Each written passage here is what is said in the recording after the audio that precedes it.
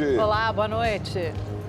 Após polêmica com governadores nordestinos, presidente Jair Bolsonaro viaja à Bahia para inaugurar aeroporto e diz que ama o Nordeste.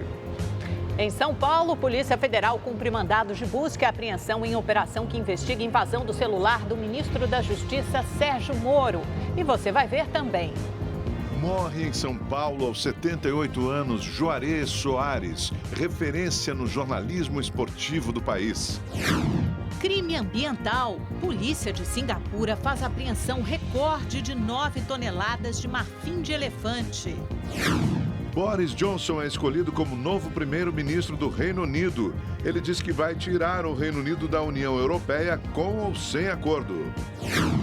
Exposição de Tarsila do Amaral no MASP tem fila com mais de 6 horas de espera. 350 mil visitantes já foram ver as obras da maior artista do modernismo brasileiro. Essas e outras notícias você acompanha em instantes no Rede TV News.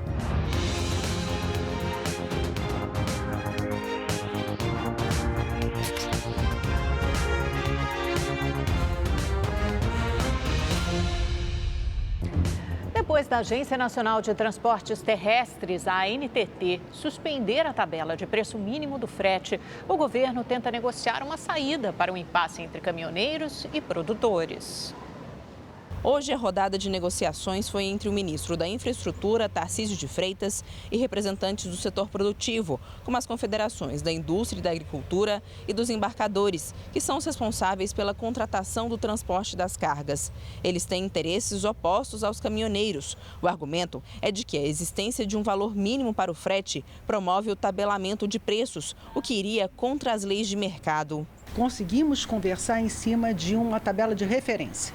Estabelecer quais são os custos mínimos para se começar a trabalhar sobre preços justos, como seria adequado essa remuneração.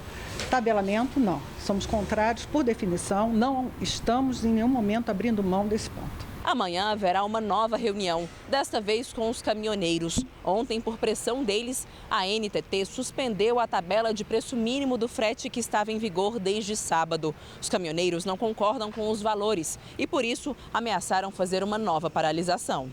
Enquanto o governo negocia, ficam valendo os valores que já estavam em vigor. Mas o Supremo Tribunal Federal também pode interferir na situação. Está marcado para o dia 4 de setembro o julgamento da validade da tabela de preço mínimo do frete.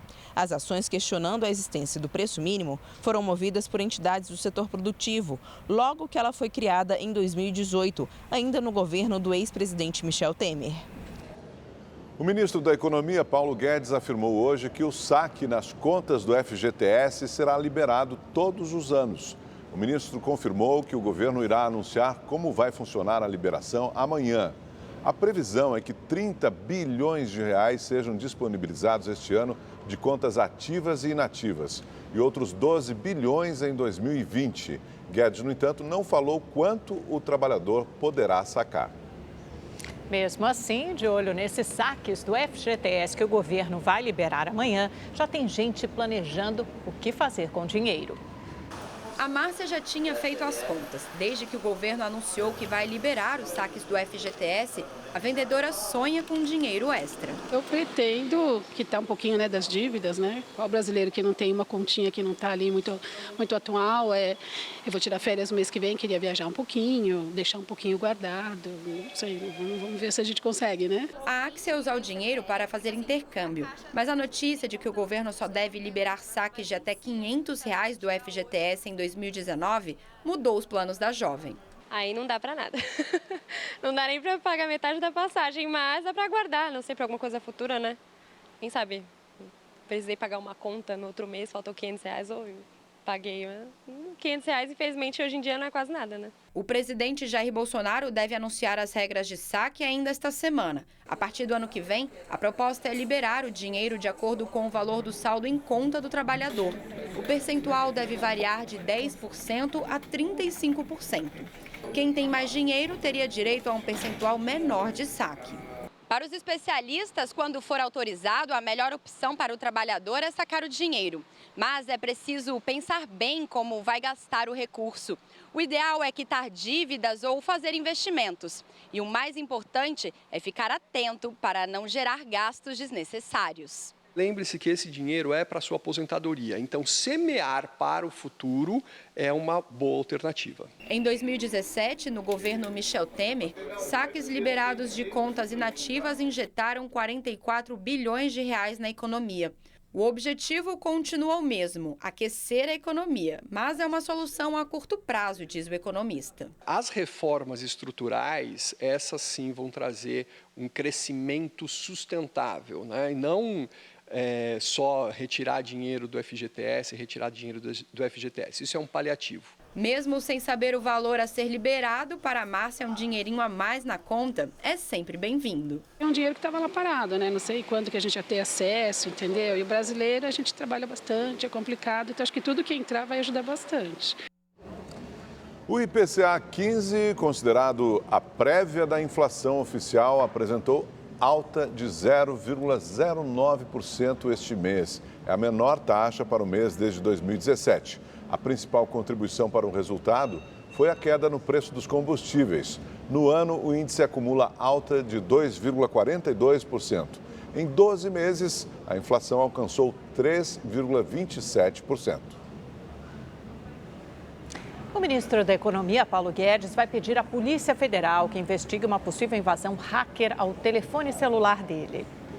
O Ministério informou que ontem vários jornalistas receberam mensagens e ligações em nome de Paulo Guedes por meio do aplicativo Telegram. A pasta, no entanto, afirma que Guedes nunca teve conta no serviço e que o número será desativado.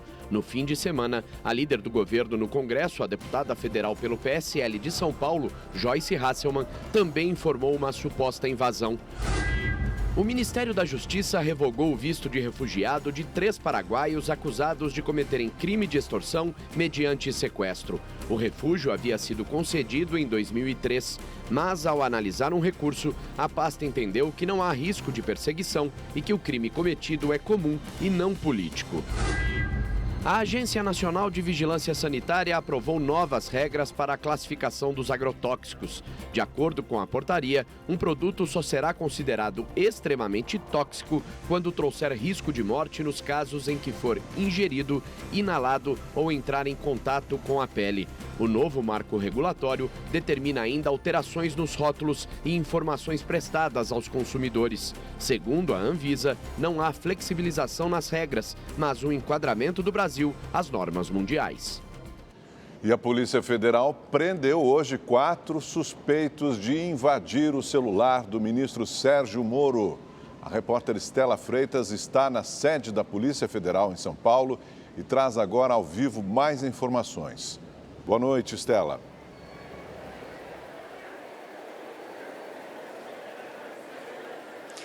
Boa noite, Augusto. Boa noite a todos. Os mandados de busca e apreensão e de prisão temporária foram cumpridos aqui na capital paulista e também nas cidades de Araraquara e Ribeirão Preto, no interior de São Paulo. Esses 4 suspeitos que foram presos, eles são suspeitos de envolvimento de invadir os celulares do ministro da Justiça e Segurança Pública, Sérgio Moro. Essa ação faz parte da operação Spoofing, que visa desarticular uma organização criminosa que praticava crimes cibernéticos. A PF quer saber também se eles têm envolvimento no vazamento das mensagens trocadas entre Moro e procuradores da Força Tarefa da Lava Jato. Essas mensagens foram divulgadas pelo site The Intercept Brasil. Moro e os procuradores disseram que não reconhecem o conteúdo.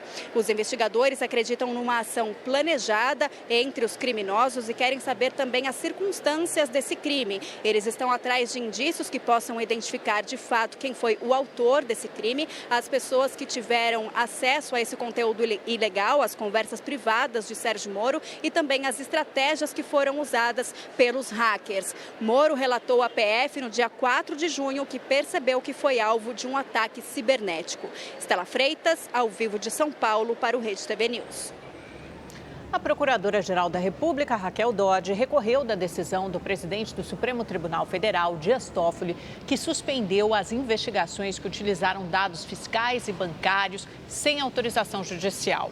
A decisão de Toffoli foi tomada há uma semana e atendeu a um pedido do senador do PSL pelo Rio de Janeiro, Flávio Bolsonaro. Dodge questiona o alcance da medida, que atinge várias investigações. Cita ainda casos importantes que só foram descobertos pelo compartilhamento desses dados. A China abriu o mercado para produtos brasileiros derivados do leite. A informação é do Ministério da Agricultura. De acordo com a pasta, o governo chinês deu permissão para que 24 empresas brasileiras exportem para o país. Entre os produtos, leite em pó, leite condensado e queijos. O país é o maior importador de lácteos do mundo. No dia 17 de agosto, a ministra da Agricultura, Tereza Cristina, embarca novamente para a China para negociar o aumento do número de frigoríficos habilitados a vender no país. Após a polêmica da semana passada, o presidente Jair Bolsonaro afirmou hoje que ama o Nordeste. A declaração foi dada durante a inauguração de um aeroporto em Vitória da Conquista, na Bahia. O presidente também participou do lançamento do novo mercado de gás. A cerimônia marca a abertura do mercado de gás natural no Brasil. A ideia do governo é permitir a exploração e venda por outras empresas. Hoje existe um monopólio da Petrobras. Com a concorrência, há a expectativa de que o preço do produto, que é muito utilizado pela indústria e usinas térmicas, possa cair pela metade. Isso reduziria custos de produção e aumentaria a competitividade das empresas e produtos nacionais. Não há surpresa em por que o povo brasileiro segue empobrecido. São poucos produtores, mercados cartelizados, preços caros, ainda por cima uma chuva de impostos. Sobra o quê? Sobra pouco. Então, despertar essas forças competitivas é o que nós estamos fazendo desde o início. O processo de abertura de mercado do gás será coordenado por um comitê formado por ministérios, Agência Nacional do Petróleo e o Conselho Administrativo de Defesa Econômica. Segundo o presidente Jair Bolsonaro, essa é apenas uma das medidas que irão ajudar o Brasil a crescer. E a força que nós temos para seguir nesse destino é a confiança em nós e em vocês, o povo que merece e deve ter da nossa parte e sempre terá absoluta lealdade. Antes do evento, aqui no Palácio do Planalto, em Brasília, o presidente Jair Bolsonaro esteve pela primeira vez no Nordeste após a polêmica causada por uma frase sobre governadores da região. Na semana passada, Bolsonaro afirmou que daqueles governadores da Paraíba, o pior é o do Maranhão. Durante a inauguração de um aeroporto em Vitória da Conquista, na Bahia, o presidente disse que ama o Nordeste e que no Brasil só existe um povo. Apesar do discurso conciliador de Jair Bolsonaro, a cerimônia foi polêmica. O governador da Bahia, Rui Costa, do PT, não participou da inauguração. Além disso, Costa não permitiu que a polícia militar fizesse a segurança do evento. A atitude gerou reclamação do presidente. Pelo Twitter, Bolsonaro disse lamentar a decisão e afirmou que, para piorar, o governador passou ao comandante-geral a responsabilidade de não permitir a presença da PM no local. Na mesma rede social, Rui Costa rebateu. O petista publicou o vídeo de uma entrevista em que afirma que a presença da PM dentro do terminal era desnecessária. Para que ele quer a PM lá dentro? Está cheio de pessoas do Exército lá dentro, da Força Aérea. Não tem função para a PM. A PM ia escoltar ele do avião até o terminal de passageiro? Não estou entendendo. A ideia de uma lei para criminalizar a prática de coaching, um profissional que orienta alguém a alcançar objetivos pessoais e profissionais, chegou ao Senado com mais de 20 mil assinaturas. É uma profissão que nem foi regulamentada ainda, mas já causa polêmica. Cheia de dúvidas sobre o futuro profissional, a arquiteta Bruna procurou a Beatriz, que é coaching. Procurei porque eu achava que eu estava muito tempo fazendo terapia e pouco resultado. Porque é aquela coisa mais demorada, profunda, vai entrando nas camadas, mas eu acho que ao longo desse processo você precisa ter algumas ações. A coaching Beatriz Vaz garante que não mete o bedelho em assuntos de outras profissões e trabalha em parceria com uma psicóloga. O coaching ele é um processo de ação. Eu trabalho metas semanais. E ela não está conseguindo acompanhar esse ritmo de estabelecer essas metas, eu posso entender que ela vai ficar ainda mais frustrada com o processo. Segundo a Federação Brasileira de Coaching Integral Sistêmico, 53 mil pessoas exercem a profissão no mundo. Uma atividade que movimenta 2 bilhões e 300 milhões de dólares por ano no mundo. Na América Latina, são 4 mil coaches. O psicólogo Yuri Buzin diz que a formação é um dos principais problemas para a credibilidade de um coaching. Existem realmente, por exemplo, muitos psicólogos que também são coaches. Tá? E esse profissional, por exemplo, ele muitas vezes vai poder te amparar tanto no âmbito emocional quanto no âmbito de coach. As pessoas que procuram coaching, muitas vezes elas têm uma idealização de resolução da própria vida em 10 sessões. E não necessariamente funciona assim. Para quem já exerce atividade como coaching e também para psicólogos, a regulamentação é o caminho para resolver esse impasse. Regras claras que definam como deve ser a formação e quem deve ser considerado habilitado e a partir de quando a exercer essa nova profissão. Em meio à polêmica, o Senado deve debater em breve uma proposta popular de lei que conseguiu mais de 20 mil assinaturas e pode proibir a profissão de coaching.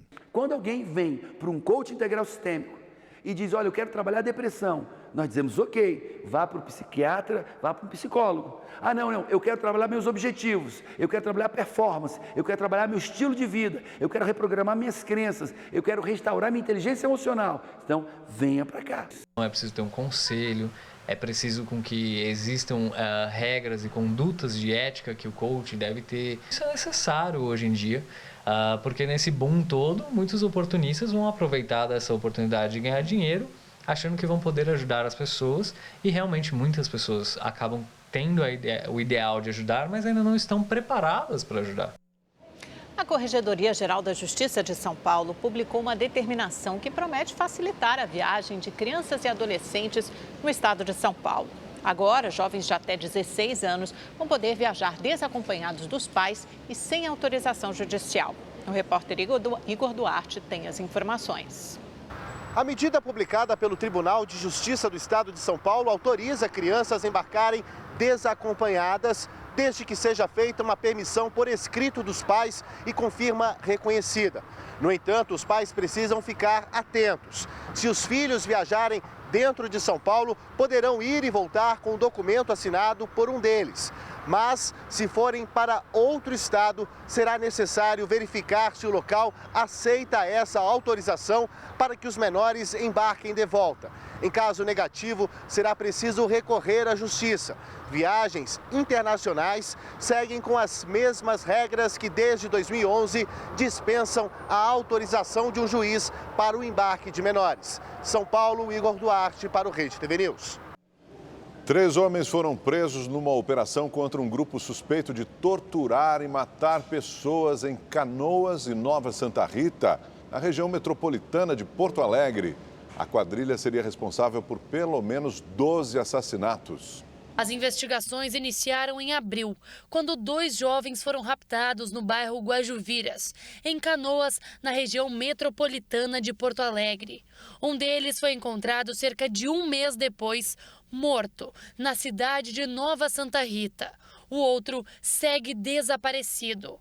A partir deste fato, a polícia contabilizou pelo menos 12 mortes por parte da mesma organização criminosa. 3 pessoas foram presas nesta manhã e outras 7 desde sexta-feira. As investigações apontaram que estes criminosos eram os matadores da facção criminosa. Nós temos uma testemunha-chave nessa investigação, que ela sobreviveu a um dos homicídios.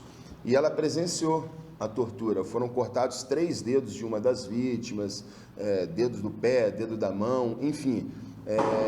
Tinham requintes de crueldade. Alguns dos homicídios investigados nessa operação foram executados com requintes de crueldade. As execuções seriam motivadas por disputas de pontos de tráfico entre facções rivais. Uma cadeirante teve de se arrastar para conseguir entrar em um ônibus no Rio de Janeiro. Nas imagens feitas por um dos passageiros da linha 790, que faz o trajeto de Cascadura a Campo Grande, na zona oeste do Rio, a cadeirante Maria Isabel Alves se arrasta pelos degraus da escada do ônibus da Transportes Barra. Isso é um absurdo, falta de manutenção dessas empresas. Olha só. Absurdo isso aqui. Constrangedor para o passageiro. Em nota, a empresa Transportes Barra disse que identificou o veículo com o elevador de cadeirantes quebrado e que ele foi levado à garagem para ser consertado. Disse ainda que a frota é revisada diariamente e que todos os ônibus saem da garagem em perfeitas condições de operação, mas que defeitos nos equipamentos podem ocorrer durante as viagens. No dia 11 de julho, outro flagrante de uma situação parecida no Rio de Janeiro. O professor Jorge Crim, de 62 anos, se arrastou pelas escadas do prédio do INSS no centro da cidade, porque o elevador estava quebrado há mais de um mês. 3 crianças ficaram reféns de um bandido durante um assalto em Fortaleza nesta segunda. Parte da ação foi gravada por câmeras de segurança. Na avenida movimentada, um carro escuro encosta e para. A porta de trás se abre e um menino desce. Em seguida, uma menina, em aparente desespero. Por último, mais um menino sai e o veículo arranca em velocidade. Sem ação, as crianças permanecem na calçada e uma mulher se aproxima. Quem dirigia o carro era um criminoso em fuga. Ele havia assaltado uma casa e roubou um veículo que passava com os irmãos de 4, 6 e 8 anos. A polícia disse que as crianças não ficaram feridas. O assaltante foi perseguido e preso. Ele tem 19 anos e já tinha passagens pela polícia. 3 pessoas foram assassinadas nessa madrugada em uma casa em Porto Alegre, no Rio Grande do Sul.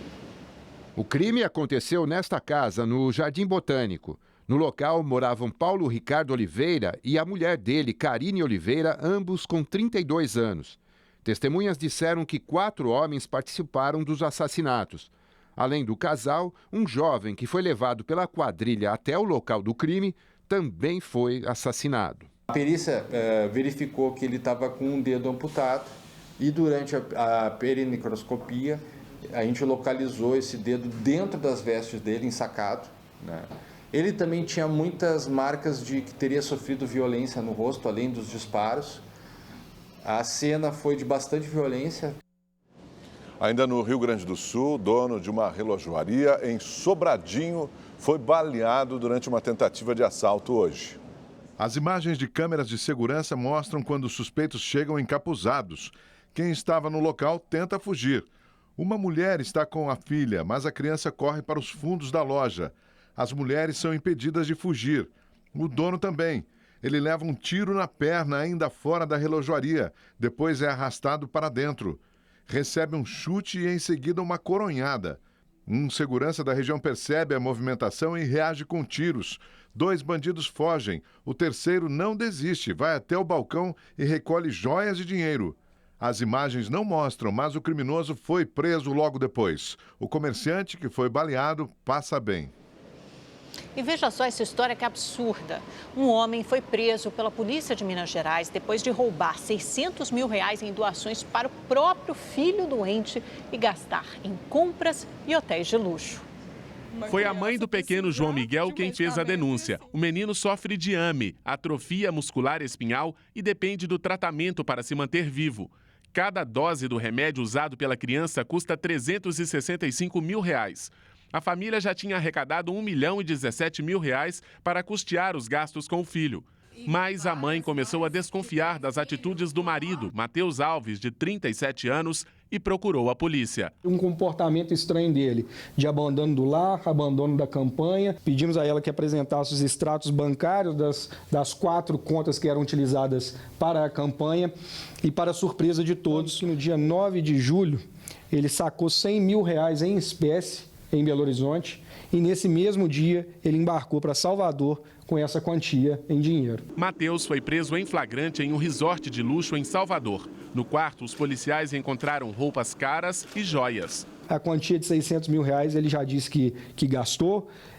A Polícia Civil trabalha com a hipótese desse valor ser ainda maior e estamos tentando rastrear aonde que foi gasto, com o que ele foi gastando esse valor, para tentar, quem sabe, arrecadar de volta isso aí e voltar para a conta do João Miguel, que é o verdadeiro proprietário e que vai usar disso aí. O caso revoltou os moradores de Conselheiro Lafayette, cidade a 100 quilômetros de Belo Horizonte. Em agosto do ano passado, a família participou de uma reportagem exibida aqui no Rede TV News. Na delegacia, Matheus tentou se justificar. Extorsão mesmo, burrice que eu entrei. Tentei falar várias vezes, mas não consegui, por medo mesmo.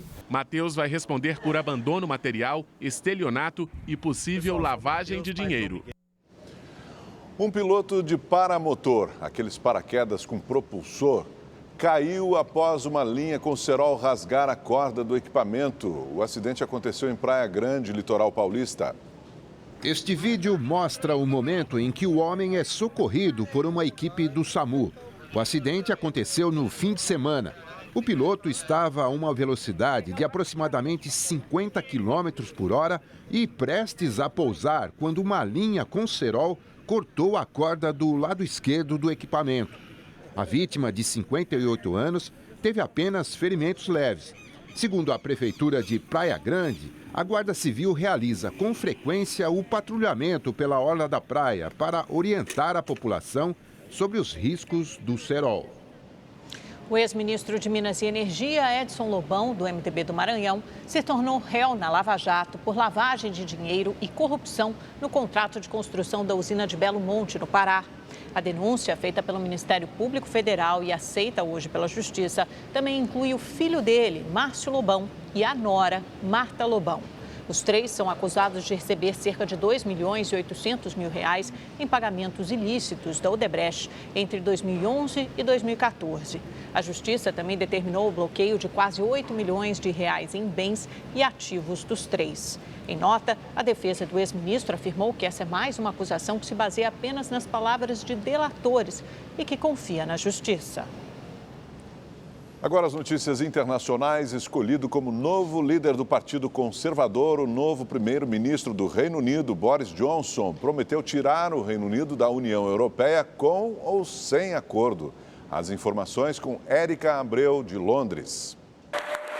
Boris Johnson venceu o principal rival, Jeremy Hunt, em uma disputa de quase 7 semanas pela liderança do Partido Conservador. Recebeu votos de 92.000 dos 160.000 filiados. Como os conservadores têm maioria no parlamento, Johnson é, consequentemente, o novo primeiro-ministro do Reino Unido. Nas redes sociais, o opositor Jeremy Corbyn, líder do Partido Trabalhista, criticou a eleição. Disse que o novo premier não tem o apoio do país por ter sido eleito por menos de 100.000 correligionários. A vitória de Johnson ocorre a 3 meses do prazo limite para o Brexit, a saída do Reino Unido da União Europeia. É pouco tempo para buscar um acordo. Desde 2016, quando a maioria da população decidiu deixar a União Europeia por meio de referendo, as negociações para a saída se arrastam. O novo premier diz que a Grã-Bretanha sai do bloco europeu, mesmo sem acordo. Vamos dinamizar o país, vamos resolver o Brexit no dia 31 de outubro e vamos aproveitar as vantagens de todas as oportunidades que a saída da União Europeia trará com um espírito positivo. Recentemente, o presidente do Banco Central da Inglaterra, Mark Carney, alertou para os sérios riscos que a saída não negociada pode trazer para a economia inglesa. Boris Johnson é o terceiro primeiro-ministro com a difícil tarefa de conduzir o Brexit.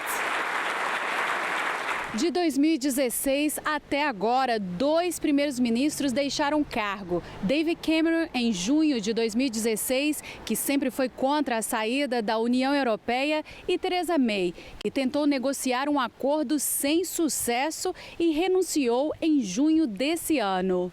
Uma curiosidade, Johnson não é inglês de nascimento. Alexander Boris de Sheffield Johnson nasceu em Nova York, nos Estados Unidos, em 1964. Estudou em alguma das melhores escolas britânicas, Eton e Oxford. Formou-se em jornalismo, foi prefeito de Londres de 2008 a 2016 e ministro das Relações Exteriores de 2016 a 2018. Boris se reunirá com a Rainha Elizabeth amanhã para apresentar o novo governo e ser então nomeado oficialmente primeiro-ministro. De Londres, Érica Abreu para o Rede TV News. A polícia de Hong Kong prendeu 6 suspeitos de atacarem manifestantes na madrugada de ontem. 45 pessoas ficaram feridas. Ativistas acreditam que a própria polícia e representantes da China sejam os responsáveis pela violência. Quem conta é o correspondente Marcelo Espíndola. Os 6 suspeitos integravam um grupo de cerca de 50 pessoas que organizou um ataque contra manifestantes que voltavam de um protesto. Hoje, novos vídeos que registraram a brutalidade dos agressores circularam pela internet. Este mostra um integrante da gangue tentando intimidar quem está no vagão do metrô. Nesta cena, o grupo entra espancando os manifestantes com porretes. De joelhos, um dos jovens pede o fim da violência.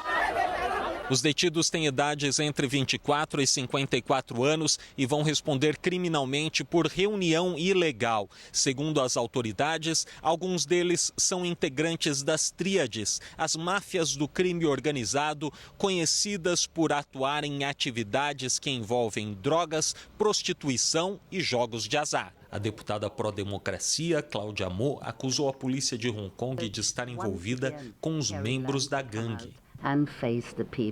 Segundo os ativistas da Frente Civil de Direitos Humanos que organizam os protestos pró-democracia, os policiais chegaram a Yuen Long somente 1 hora depois do espancamento, que reforça a acusação da deputada.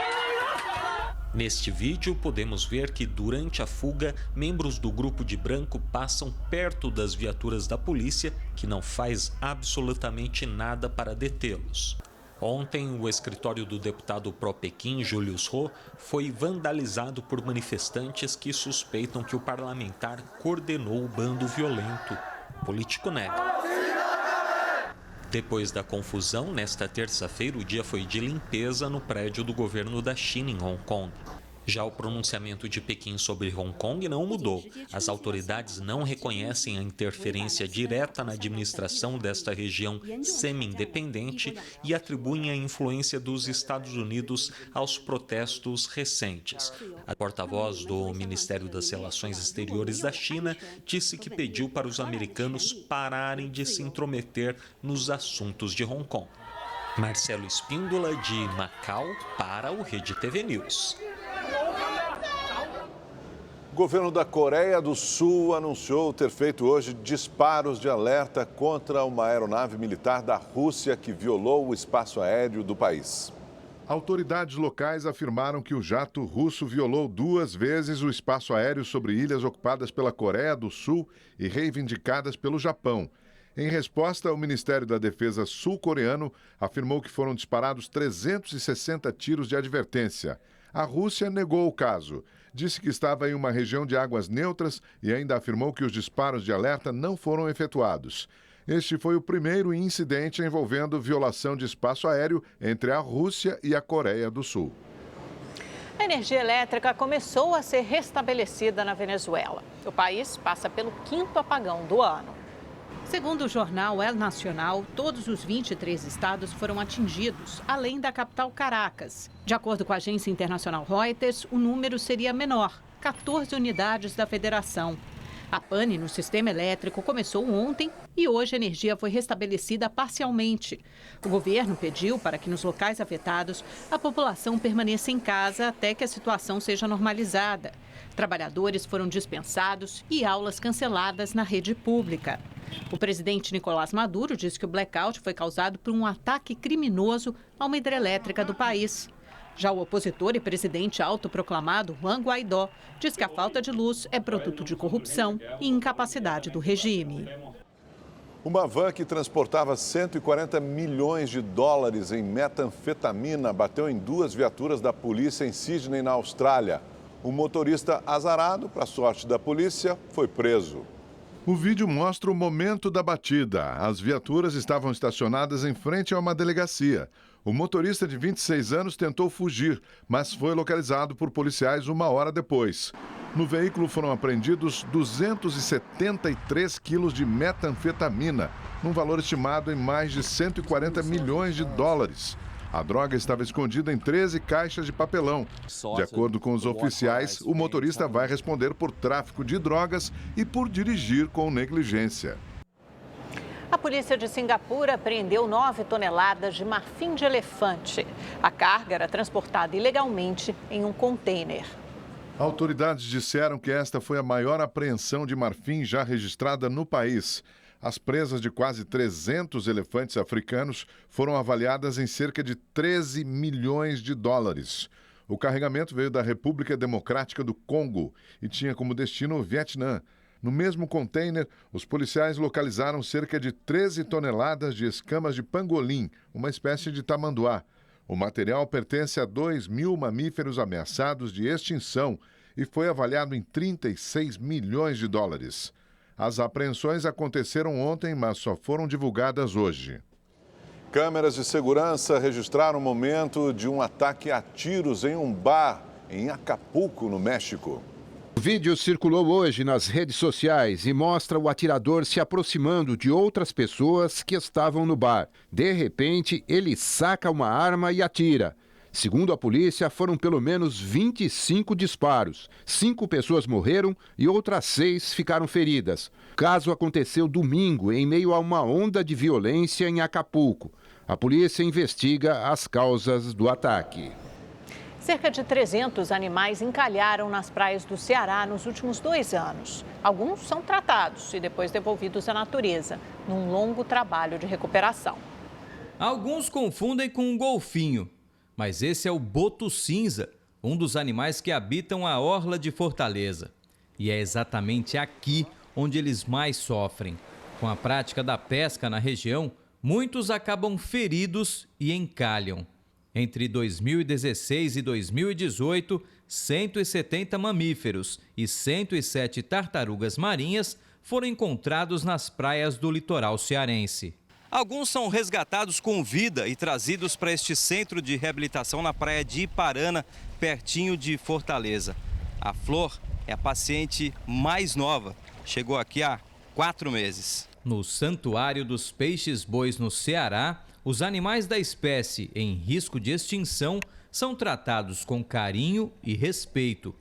A cada 15 dias, Flor faz uma bateria de exames. A equipe ainda faz as medições e controla o peso do animal. Os filhotes mamam até os 2 anos, então são 5 mamadeiras por dia. E a partir do primeiro mês eles vão recebendo uma dieta de vegetais. Hoje, 15 peixes-bois resgatados no Ceará estão no centro de reabilitação. A Alva e o Maceió, os mais velhos do projeto, chegaram aqui filhotinhos. 6 anos depois, serão os primeiros do Centro de Reabilitação Cearense a voltar para a natureza. Pelo menos 3 a 4 anos, que é o tempo que o animal mama, se adapta a uma dieta sólida e se adapta às condições num cativeiro de aclimatação no ambiente natural. Na primeira etapa, eles vão ficar numa área isolada, próximo à praia, na divisa entre o Ceará e o Rio Grande do Norte. Marcados com um chip, eles serão alimentados e monitorados por até 1 ano. Depois, voltam a viver no lugar de onde nunca deveriam ter saído. Vamos agora à previsão do tempo para todo o país com a Gabriela de França. Olá, boa noite para todo mundo. A terça-feira foi mais um dia de bastante chuva sobre o litoral do Nordeste. E ainda falando da ressaca que atingiu praticamente todo o litoral do Brasil, na região metropolitana de Salvador, as ondas chegaram a 4 metros de altura e causaram estragos, como a gente pode ver aqui nas imagens. Casas, comércios ficaram destruídos com a força da água. E olha só, os ventos chegaram a 70 quilômetros por hora. Impressionante, né? No Espírito Santo, um carro foi arrastado pela água, ele foi parar dentro do mar e imaginem só o prejuízo. Bom, vamos para o nosso mapa, porque amanhã a chuva diminui sobre o nordeste do Brasil. Ela ainda acontece de forma fraca, rápida e isolada entre o litoral do Pernambuco e de Alagoas e um pouco mais intensa e volumosa no litoral da Bahia. Portanto, Salvador continua com chuva nos próximos dias. Lá para sexta-feira é que o sol deve aparecer, mesmo assim, entre uma abertura e outra tem previsão de chuva. chuva. E o alerta agora é para o sul do Brasil, onde o temporal deve atingir aí toda a região nos próximos dias, vem acompanhado de muito vento e granizo. Por enquanto, nessa quarta-feira, a chuva fica restrita aqui, principalmente sobre o Rio Grande do Sul. A gente vai lá para a capital gaúcha, em Porto Alegre, onde a quarta-feira fica bastante chuvosa, tempo fechado. Quinta-feira tem alerta para temporal e a temperatura cai bem, olha, não passa dos 19 graus. Em Florianópolis, o sol aparece, esquenta, chega aos 26 graus. A partir da tarde tem previsão de pancadas de chuva e na quinta-feira o tempo fecha, temperatura também cai para 22 graus. Enquanto isso, no restante do Brasil, o alerta é para falta de chuva. O tempo fica firme, seco, ensolarado em todo esse amarelão. E nessa área em destaque aqui, olha, a umidade do ar fica muito baixa, abaixo de 30%, que é considerado muito ruim. A situação é mais preocupante em Cuiabá, onde não chove, gente, há mais de 2 meses. E vai continuar assim, olha, nem sinal de chuva e quente, hein? Amanhã chega aos 36 graus. Mesma coisa em Brasília, Palmas e Goiânia. Clima quente e seco também, sem previsão de chuva aí para os próximos dias. E a quarta-feira vai ser de bastante sol e calor no Rio de Janeiro. Os cariocas terão aí máxima de 28 graus. Na capital paulista, mais um dia quente. À tarde chega aos 26 graus, pela manhã faz 17 graus. Atenção também aí para baixa umidade do ar. Eu fico por aqui, te espero amanhã, hein? Até lá. Tchau, tchau. Especialistas no interior de Minas Gerais comemoram um feito inédito no Brasil: a reprodução artificial de ararinhas azuis. A espécie é considerada extinta na natureza há quase 20 anos. O Centro Brasileiro de Reprodução de Ararinhas Azuis fica nesta fazenda a mais de 100 quilômetros de Belo Horizonte. A preocupação com a segurança dos animais é tão grande que nossa equipe foi orientada a não divulgar a localização do criadouro. São duas coisas: o tráfico de animais, né, que seria isso, a captura desses animais para estimação ou para venda internacional, no caso de espécies mais raras, e também a destruição do habitat. Outro cuidado é o uso de roupas especiais para evitar a contaminação das aves. São 11 adultos e 3 filhotes. Estes nasceram há 2 meses. Já esse outro, ainda sem penas, tem 30 dias. Segundo os veterinários, as cópulas entre os pais ocorreram naturalmente. Os especialistas só entraram em ação quando já havia ovos. Nós retiramos os ovos e colocamos ovos falsos, que aí minimizava o estresse na fêmea. Ela continuava chocando e a gente fazia o processo artificial para ter maiores possibilidades de nascimento de filhotes. Os ovos foram colocados nessas incubadoras com temperatura e umidade controladas. 25 dias depois, nasceram os primeiros filhotes brasileiros por esse método de reprodução. É um momento raro, é uma espécie extinta na natureza, de difícil reprodução, e a gente ter o sucesso de 3 filhotes com nascimento foi assim muito emocionante. Aqui na maternidade, além de estufas e incubadoras, tem também 2 camas. É que nas primeiras semanas depois do nascimento, os filhotes são monitorados 24 horas por dia. Ou seja, os veterinários precisam ficar aqui até nos momentos de descanso. As ararinhas recebem alimentação de 2 em 2 horas. A caçula dá mais trabalho porque ainda está na fase da papinha, mas ninguém aqui reclama. Os veterinários trabalham para aumentar o número de filhotes e, com o tempo, reintroduzir a espécie na natureza. O objetivo principal do todo o programa que a gente tem, né, o Programa Nacional das Ararinhas, é esse. Então, assim, a gente sonha com isso e imagina que está muito próximo agora de acontecer novamente. A exposição das obras de Tarsila do Amaral no Museu de Arte de São Paulo, MASP, já recebeu mais de 350 mil visitantes desde o dia 4 de abril. Essa é a última semana para quem quer ver de perto as obras da artista, mas tem que ir disposto a enfrentar fila. Em 3 meses, Tarsila Popular já reuniu o maior público do MASP dos últimos 20 anos e hoje deve bater o recorde de visitação por dia, passando dos mais de 8 mil visitantes da terça-feira da semana passada. Para quem não sabe, às terças a entrada é gratuita e hoje o museu fica aberto até a meia-noite, por isso que está cheio ainda por aqui. Teve gente que enfrentou aí mais de 6 horas de fila para poder entrar. Vou conversar com o pessoal aqui. Desde que horas que vocês estão na fila? Desde a 1h30 da tarde. Desde a 1h30. Você tem uma obra preferida? Tem a Bapuru, né? Que é a mais famosa, que acho que a maioria da galera aqui quer ver, né, pessoalmente. Pois é, a Bapuru é a que atrai mais olhares lá dentro. Para quem enfrenta a fila aqui fora tem que ter um pouquinho mais de paciência, porque lá dentro acaba pegando um pouquinho de fila também, principalmente para ver essa obra que veio de Buenos Aires, na Argentina. Ao todo são mais de 120 obras dessa pintora brasileira que fez grande sucesso. Para quem quer ver ainda hoje, corre que dá tempo, mas tem que vir disposto. A entrada é gratuita. Até domingo a entrada é R$40 e para quem paga meia, 20. Durante a semana o museu fica aberto até às 7 da noite e aos finais de semana até às 8. Stella Freitas, de São Paulo, para o Rede TV News.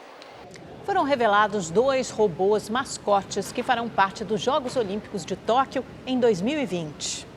Os simpáticos robôs vão ter o trabalho de recepcionar atletas e o público nos locais dos jogos. A interação é possível graças a uma câmera instalada na cabeça deles, que permite o reconhecimento de pessoas próximas. Os robôs foram desenvolvidos para fazer movimentos semelhantes aos dos humanos, como apertar as mãos, acenar e mostrar uma variedade de expressões faciais. De acordo com o Comitê Olímpico, os mascotes futuristas vão alegrar a experiência dos visitantes e podem ajudar a atrair mais crianças aos Jogos. A Agência Nacional de Saúde divulgou hoje o reajuste máximo para planos de saúde individuais e familiares. Será de 7,35%. Apesar disso, é o menor reajuste permitido nos últimos 9 anos. A ANS mudou o cálculo que define o limite de aumento dos planos após 8 anos de estudos. A decisão será publicada no Diário Oficial da União de amanhã. A Rede TV mostra mais uma rodada da Copa Sul-Americana. 4 clubes brasileiros estão na disputa por uma vaga nas quartas de final. O Fluminense vira a chave e hoje tem pela frente o Peñarol em Montevidéu. O tricolor tem mudanças no ataque. João Pedro, com dores no pé direito, fica de fora e sequer viajou com a delegação. A sua vaga deve ficar com o colombiano Ione Gonzalez. O meia Paulo Henrique Ganso volta após cumprir suspensão. Novidade também no gol. Muriel pode estrear. No clássico brasileiro dessa fase, o Botafogo recebe o Atlético Mineiro amanhã, aqui no estádio Newton Santos. Na história desse jogo, quando se trata de mata-mata, o alvinegro carioca tem boas lembranças. É que o Galo não vence o confronto nesse sistema desde 94. A sequência é de 6 triunfos para o time do atual técnico Eduardo Barroca. Acho que a classificação do Atlético no Campeonato Brasileiro já diz muita coisa. Uma equipe que estava em 3 competições, saiu agora da Copa do Brasil e se manteve numa condição muito boa no Campeonato Brasileiro. O Corinthians joga na quinta-feira, em casa, contra o Montevidéu Wanderers, do Uruguai. O técnico Fábio Carille deve iniciar a partida com o mesmo time que empatou em 1-1 com o Flamengo no último domingo. Também na quinta-feira, a Rede TV transmite Independiente e Universidade de Quito. E hoje a imprensa esportiva está de luto. E todos nós aqui na Rede TV. Morreu aos 78 anos Juarez Soares, o China, corintiano de coração, que tinha o jornalismo na veia e a poesia na ponta da língua. De onde eu vim, e é bem longe daqui, eu aprendi desde criança que o futuro a Deus pertence. Um comentarista que sempre carregou as experiências da vida.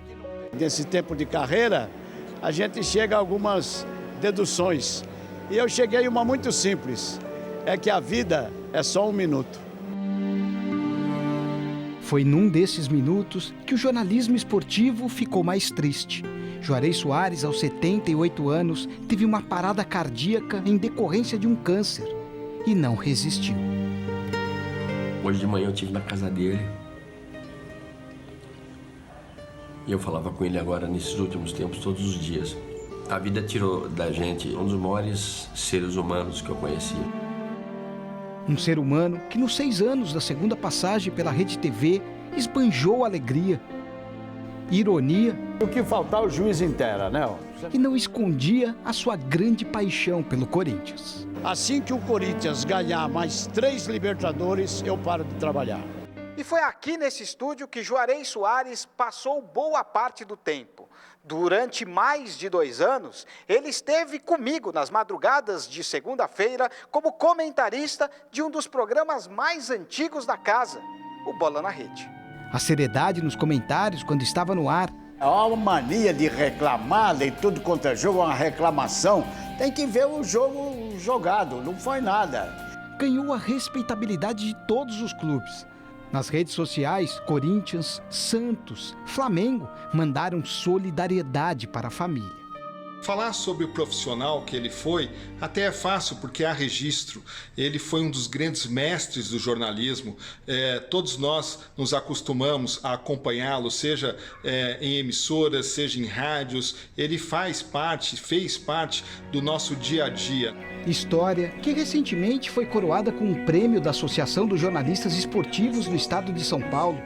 História que envolve em loco 7 Copas do Mundo. A grande novidade do Brasil hoje não é no time titular, uma vez que Tele Santana já confirmou o mesmo time que obteve a classificação. Vai começar a partida, Juarez Soares contra Luiz Ceará. Olho no lance. Uma trajetória linda, de muito sucesso, escrita por quem era querido, não só pelos telespectadores, como também por quem convivia com ele no dia a dia. Uma pessoa que eu gostaria de definir com uma palavra muito doce. A redação inteira aqui do jornalismo da Rede TV tinha e tem um amigo guardado em seus corações, assim como eu. Quando eu vi o Juarez dentro do vestiário, eu olhei para ele, porque eu já conhecia ele da televisão, e eu pensei, eu quero ser igual a ele. Descanse em paz, Juarez, e muito obrigado por ter deixado tanta coisa boa por aqui. E agora que cheguei, eu quero a recompensa, eu quero a prenda imensa dos carinhos teus. Final tá bom, tá bom? Vai deixar saudade, grande Juarez. O Rede TV News fica por aqui e termina com uma homenagem, claro, ao jornalista Juarez Soares. Boa noite. Os nossos sentimentos à família do grande Juarez Soares.